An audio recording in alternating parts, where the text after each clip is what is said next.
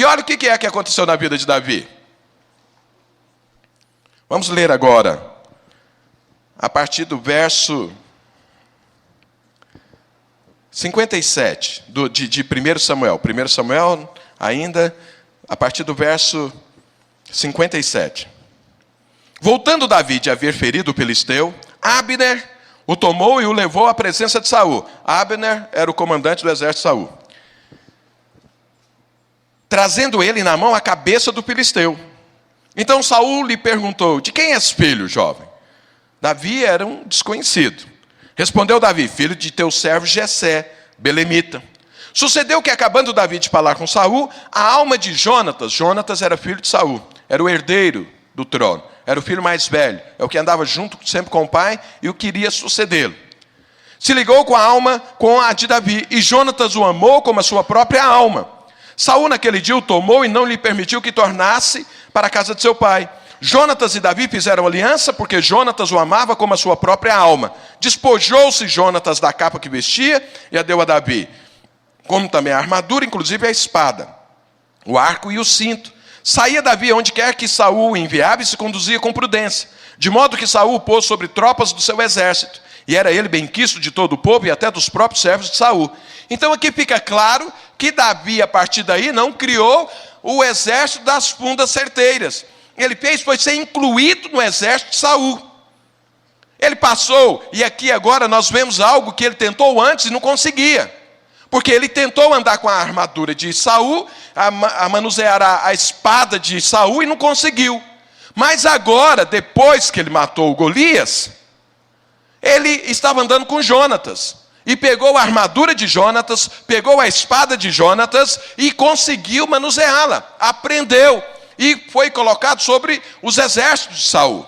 E passou a trabalhar como qualquer um outro, com uma nova habilidade, com novos princípios, com novos instrumentos de guerra. E a Bíblia diz que ele foi exitoso nessa etapa de vida. Ou seja, ele venceu o Golias e mudou. Quando a Bíblia fala que Davi deixou de usar a funda e o cajado, e passou agora a usar uma couraça, uma armadura, uma espada, arco e flecha, isso significa mudança de vida, mudança de habilidade, mudança de comportamento, mudança de forma de enxergar as coisas. Ele cresceu, ele avançou, ele não parou no tempo e na história e continuou vivendo depois dessa vitória como ele vivia antes. Porque se eu e você fizermos isso, pode ter certeza, nunca mais teremos vitória.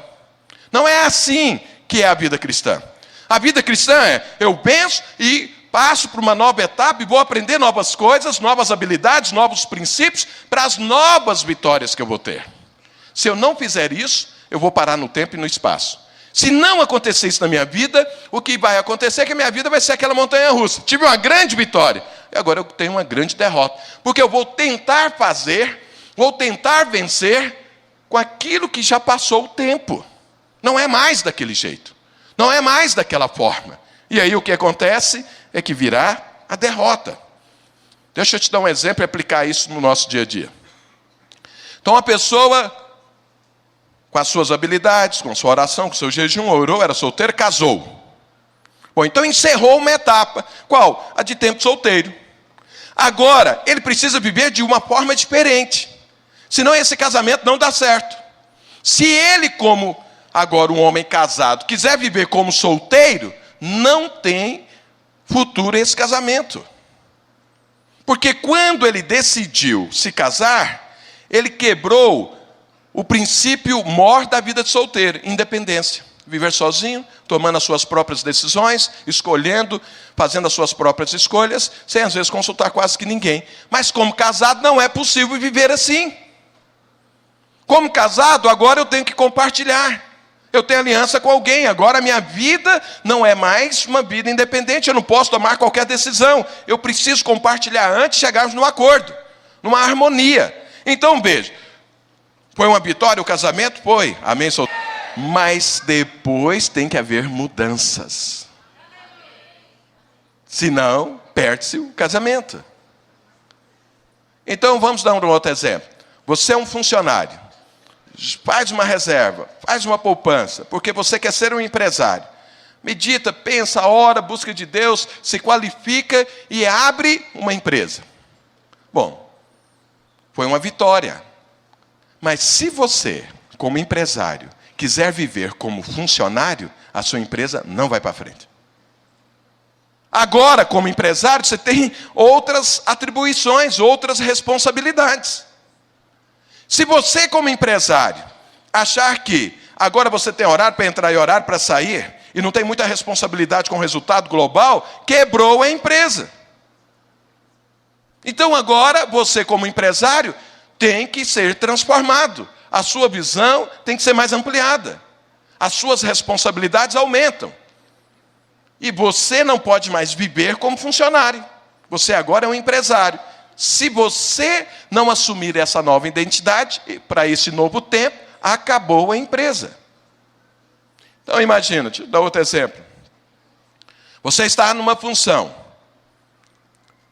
Por exemplo, dentro da igreja. Você é um membro. Mas de repente, Deus toca tanto, inquieta o seu coração e tudo. E aí você se lança a ser um líder de célula. Mas como líder de célula, você não pode agir mais como você agia como membro. Você precisa ter agora uma postura diferente da de membro. Você precisa ter novas habilidades. Você precisa ter novas estratégias. Com novas responsabilidades. E se você não assumir isso, o que é que vai acontecer com essa função sua? Ela vai ser um peso para você. Ela não vai conquistar o objetivo que deveria ser conquistado por um líder de célula. Se você é líder de célula e avança para ser um discipulador, se você viver como discipulador, praticando aquilo que o líder de célula pratica, não vai para frente a sua nova função. Porque exige-se novas habilidades. Existe uma visão diferente, porque é um tempo diferente. Então, se eu não tiver essa disposição dessa mudança, se eu pego aquele ditado mundano e falo assim, não se pode mexer em time que está ganhando. Alguém já ouviu isso? Fala para o seu irmão, isso é contrário ao reino de Deus. Fala assim, na equipe de Deus sempre há mudança. Não importa se você está ganhando. Porque Deus mexe para quê? Para agora você ganhar de uma forma melhor ainda. Deus sempre está ajustando alguma coisa. Por quê? O alvo é Cristo. O alvo é a perfeição. O alvo é um patamar de maturidade que é Cristo. Então eu sempre tenho que estar crescendo. Aquilo que eu já venci, aquilo que eu já aprendi, já está incorporado à minha vida. Agora eu preciso incluir novas coisas. Fala para o seu irmão, olha, deixa eu te fazer uma advertência. Se você não tem disposição de mudança a cada vitória, é melhor você não buscar ter vitória. Porque a vitória, se não for acompanhada de disposição de mudança, vai se tornar uma tragédia na sua vida. Você deve ter conhecido pessoas que avançaram e tiveram uma vitória, e depois a vida dele virou uma tragédia. Você fala, mas como? O fulano, a fulana. É porque na vitória ele quis viver e continuar vivendo e consolidando aquela vitória com a mesma prática que ele tinha antes. Isso jamais vai acontecer. Isso não tem jeito. Por exemplo, você pega alguém que não conhece o Senhor, se converte, mas quer viver como um ímpio. Vai ser uma vida derrotada. É um cristão? É, mas um cristão derrotado. Porque a conversão implica em novos conceitos, em novos princípios, em novas atitudes, numa nova prática. Se não houver isso, não tem êxito.